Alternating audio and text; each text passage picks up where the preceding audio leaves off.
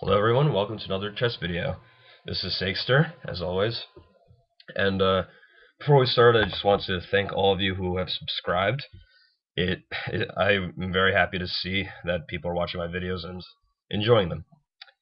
So, for today, I have a video on a game of my own. It was my second victory against a 1900 or above player ever in 15-minute chess. So my opponent was rated 1920, and once again it was a 15-minute game for both sides. And I was very happy to have this victory. My first win was just yesterday in the winner or variation as black, but I believe this game was better than the last one. So today's theme will be tactics in the middle game. So, starting the video, he played the Sicilian, and normally my response is, either mainline or very recently the Smith-Morra gambit, which we've already gone over, d4 and then gambiting the c pawn. So in this game I went into the mainline,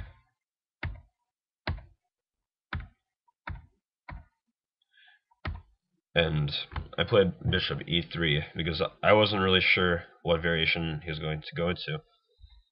He played very flexible knight c6, so in this position I wasn't sure if he wanted to play the dragon or the Najdorf variation, and so I played a flexible move, kind of waiting to see what he's going to do. And he played the e6, so we're entering the Scheveningen variation of the Sicilian. He's covering all these center squares, and so it's very solid for black, and usually white has to fight hard to break through. And I play f3, going into the English attack.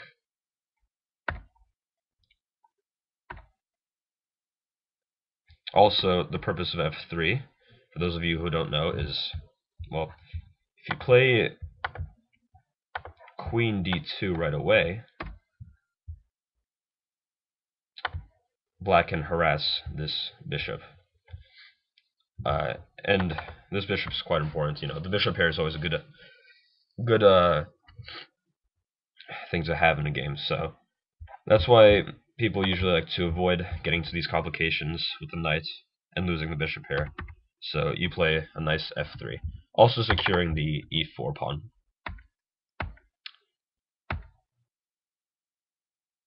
And he plays a6, so we're really going to Najdorf lines. And in this line, I can play either g4, I believe that's the Kerry's attack, and of course we went to a game by Kerry's versus Bobby Fischer the other day, and you can see how aggressive this is, attacking before castling queenside. Or you can castle immediately, and that's just what I did. Queen c7, he's playing very flexible moves, just eyeing the c file with his queen. And not yet castling, because after this move you can see that white is pawn storming the queen side, the king side, and, well, black many times doesn't castle into it. In fact, oftentimes it's safer to have your king in the center than on the king side, where all these pawns are going to be rushing. And he starts his queenside initiative.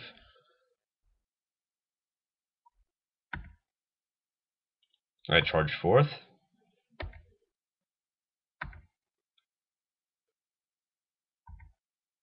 And I'm very ambitious with my pawns.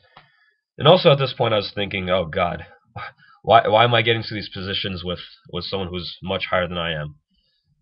So maybe for future games I should play a little safer, because I was very nervous pushing my pawns this far into his territory when he's a much stronger player than I am. But it was a fun game, and I'm glad I did.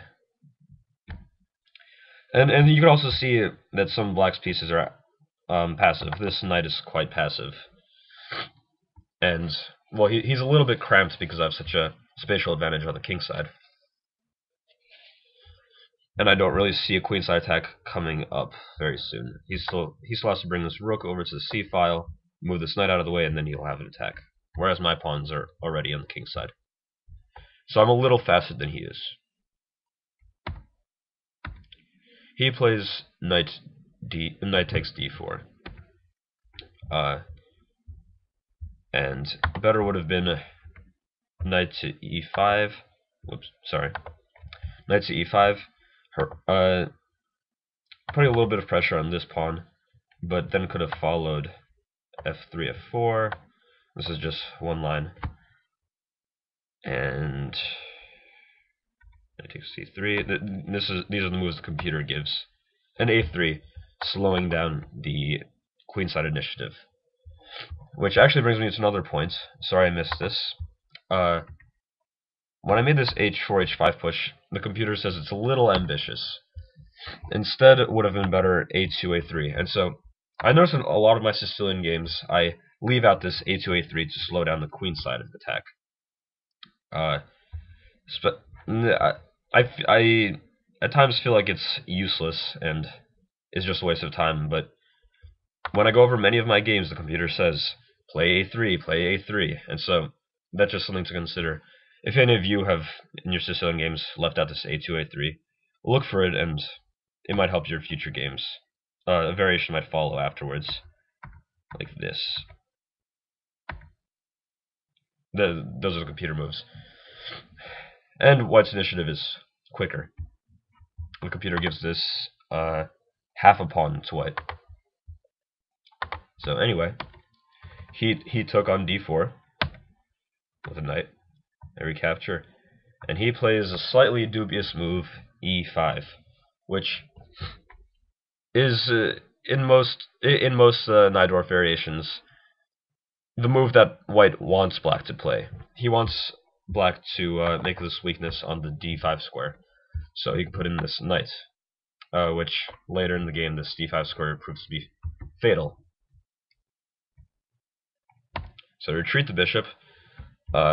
Very happy with this weakness he's made. And he castles queenside. Another very dubious move. I think that leaving the king in the middle would have been even safer. I would not recommend castling kingside, but the entire game I was wondering where he's going to castle, and so I think queenside is the best place for him to put his queen, at least in my point of view, because, well, first I pin.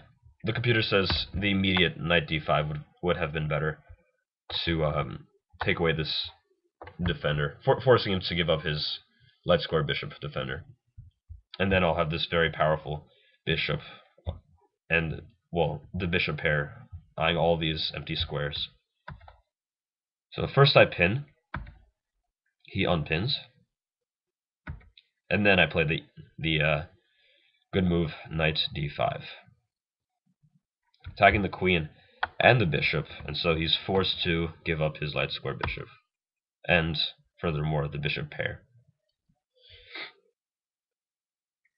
And if you're not sure why I take with the pawn, it's to cramp Black, to prevent him from having his d5 push, which in, I would say, all Sicilians, or at least like 90% of Sicilians, that's Black's main breaking move. So having that pawn wedged in there, overprotected by the queen and rook, is good for me, and, well, cramps Black. He starts to get some pressure on the c-file, but I have a little bit of time to evade it because my queen is protecting this pawn. And I quickly move my king to the b-file. And another point of that move is if this c-file is ever burst open, I actually have my rook coming to the c-file, counterplaying because his queen is the first piece there. Another benefit of him castling queenside. The fact that opening this c file isn't so terrible for me, actually. And I play c3. Relieving some of the pressure on the c file, because that's actually his only breaking point in this game. I mean, what are all these other pieces doing? This knight is pinned, so he can't move. His bishop isn't doing much. And finally, after this move, none of his pieces really have any near future. So I think that was a pretty good move. And I'm not sure if that was a move out of desperation. I can't really see what else he could have done. But I don't know what the point of this move was. Maybe it was to gain a little bit of space. You can see he takes control of this rank, but it really doesn't do anything. The computer says it would have been better to play something like... Well, the rook says to reorganize with rook h8. And after c3, c4, interesting move. Queen check. White is up a pawn and a half. So the computer says white is winning outright here. Very interesting. I think black's king is much more vulnerable than mine. Anyway, he played this move, and this is a winning tactic appears in this line. So, sorry. It's in a couple moves. My mistake. I played queen c2 first, trying to eye this c2 h7 diagonal to stir up some attack on the king side. And he pushes with b4, which was a blunder. And now you can try to find your tactic. If you want to pause the video, you can feel free to do so. I'm just going to go ahead and play it. Bishop f1. And the queen really doesn't have many places to go. In fact, the only square he could go to is c7. And after bishop takes a6, I'm winning this rook, which was trapped because of this rook move, which I noticed a couple moves ago as soon as he made that rook to d8 move. He took, and I played a good move, rook d3. You know, I don't have to take right away because this rook is trapped regardless. Something I've learned from Kasparov. He loves to stall capturing until he really has to. I mean, why waste time capturing the rook when I could always do it later? Right now I can continue attacking. The computer says even better would have been rook to h4, because it's the only piece that's not active on the queen side. And so after I swing this deadly rook over, it's just about over for black. Line may follow like this. Check. Finally taking that rook. And I'm just up the exchange with a strong initiative. This rook's going to come to the b file. Going back to the position. So, best play would have been, instead of c takes b2, knight to c5. And after rook takes c3, which was my plan, this knight is pinned.